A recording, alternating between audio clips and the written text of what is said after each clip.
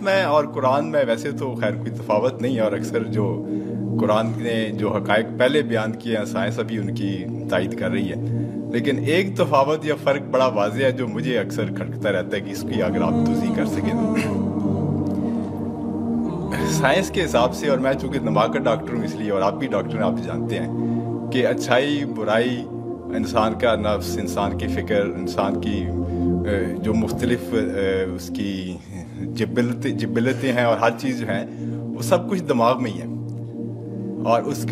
کی فکر، اس کی سوچ، اس کی نفرت، اس کی اچھائی، ہر چیز جو سب چیزیں جو ہے دماغ میں ہی ہیں، اور یہ سائنس نے بڑی اچھی طرح واضح کر دی ہے،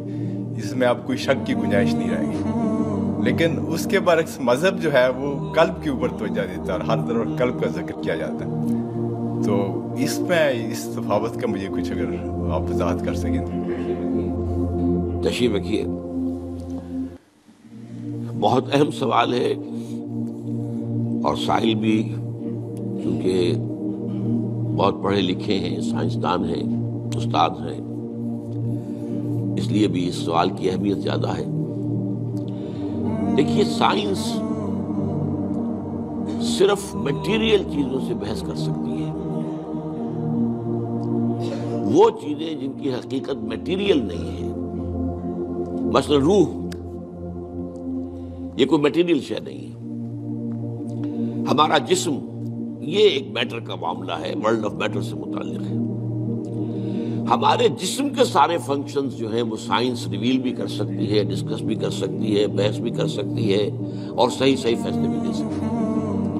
لیکن یہ بات میں نے بڑی وضاحت کے ساتھ بیان کی ہے، اس کے لیے شاید آپ کو میری کچھ چھوٹی چھوٹی چیزیں پڑھنی پڑے گی۔ قرآن مجید کے مطالعے سے جو مجھے معلوم ہوا وہ یہ ہے کہ انسان در حقیقت ایک کمپوزٹ بینگ ہے،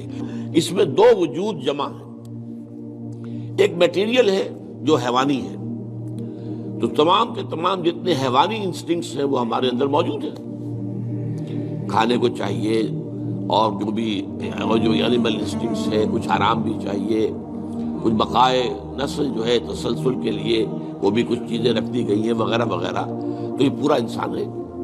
لیکن انسان نرا حیوان نہیں ہے، انسان کی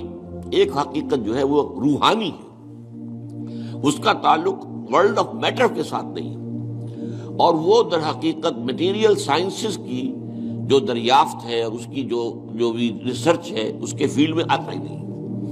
وہ روح کا مرکز در حقیقت قلب ہے، یہ روح ہے در حقیقت، اور یہ کمپلیٹ پرسنالٹی ہے ان اٹ سیلف، انویزیبل ہے،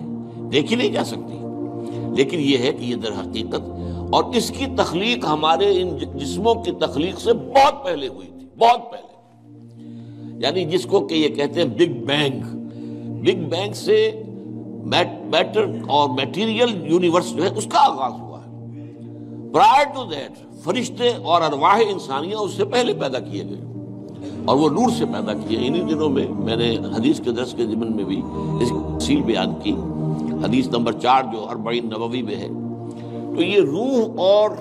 حیوان میں جسم کا اور اس کے ساتھ جان بھی،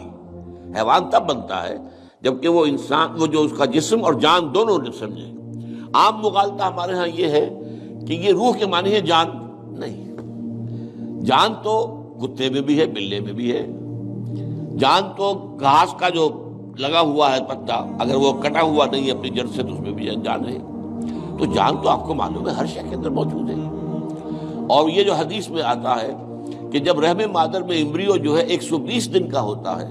تب اس میں روح پھونکی جاتی ہے، یعنی اس سے پہلے جو ہے 120 دن تو کیا وہ بے جان تھا؟ اب ظاہر بات ہے ڈاکٹر صاحب سے بڑھ کر کون جانے گا اس کو کہ وہ تو جو سپرمیٹوزوون تھا وہ بھی جاندار تھا،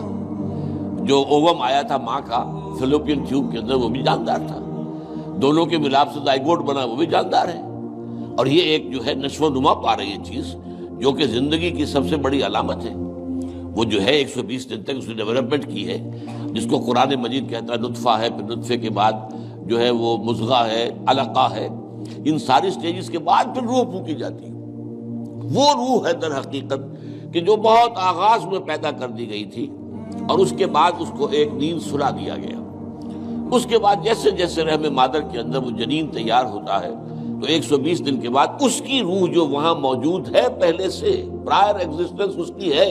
وہ لا کر اس میں پھونک دی جاتی ہے۔ یہ اصل میں حصہ دین کی حکمت کا ایسا ہے جو آج کل عام طور پر بالکل نگاہوں سے اوجھل ہو گیا۔ عام طور پر تو ہمارے اچھے اچھے علماء اور جدید مفکرین خاص طور پر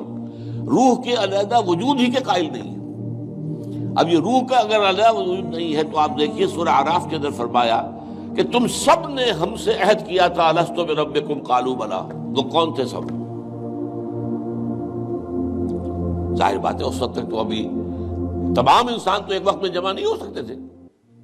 وہ تو یہ کہ عین اس وقت جبکہ وہ ارواح کے عالم کے اندر پیدائش ہوئی ہے سب کے سب موجود تھے، حضرت آدم کی روح سے لے کر اور آخری آدمی جو انسان دنیا میں آئے گا اس کی روح، یہ سب موجود تھے، اور ان سے سوال ہوا الست بربکم، اور جواب ہوا قالوا بلا۔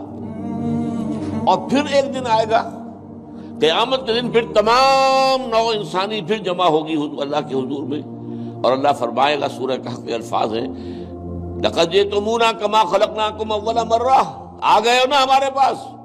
جیسے کہ ہم نے تمہیں پہلی مرتبہ پیدا کیا تھا۔ اب یہ پہلی مرتبہ کی پیدائش وہ ہے جو عالم ارواح میں ہوئی ہے، دوسری مرتبہ کی پیدائش وہ ہے جو اس عالم مادی کے اندر، یہ جو مٹیریل ورلڈ کے اندر پیدا ہوئی ہے۔ میری پیدائش 76 برس پہلے ہوئی ہے، اس سے پہلے میرے اس جسم کا وجود کوئی نہیں تھا، میری روح موجود تھی، اگرچہ وہ ایک جگہ پر اللہ تعالیٰ کے ہاں ایک کسی سٹور کے اندر تھی لیکن موجود تھی۔ تو دل اصل میں مرکز ہے روح کا، اور روح ایک کمپلیٹ انڈیپینڈنٹ پرسنالٹی ہے، اس کا تعقل بھی ہے، یہ دیکھتی بھی ہے، بغیر ان آنکھوں کے دیکھتی ہے، روح براہ راست دیکھتی ہے، روح جو ہے وہ براہ راست سنتی ہے۔ اور آج ہمارے ہاں ڈاکٹر صاحب بھی اس کی تائید کریں گے، جو ایکسٹرا سینسری پرسیپشن کا تصور آیا وہ کہاں سے آیا؟ ہم تو جانتے تھے کہ 5 ہی حواس خمسہ ہیں، انہی سے انسان جو ہے پرسیپشن ہوتی ہے، تو یا تو بصارت ہے، یا سماعت ہے، یا ٹچ ہے، یا اسمیل ہے، یہی ٹیسٹ ہے، یہی ہے، یہی حواس خمسہ ہمیشہ سے چلے آ رہے ہیں۔ یہ ایکسٹرا سینسری پرسیپشن کہاں سے آیا؟ تو معلوم ہوا کہ اب تسلیم کیا جا رہا ہے کہ کچھ ہیں صحیح چینلز دوسرے بھی جو انویزیبل چینلز ہیں، اور ان کا تعلق جو ہے وہ دل کے ساتھ ہے، اور دل جو ہے وہ در حقیقت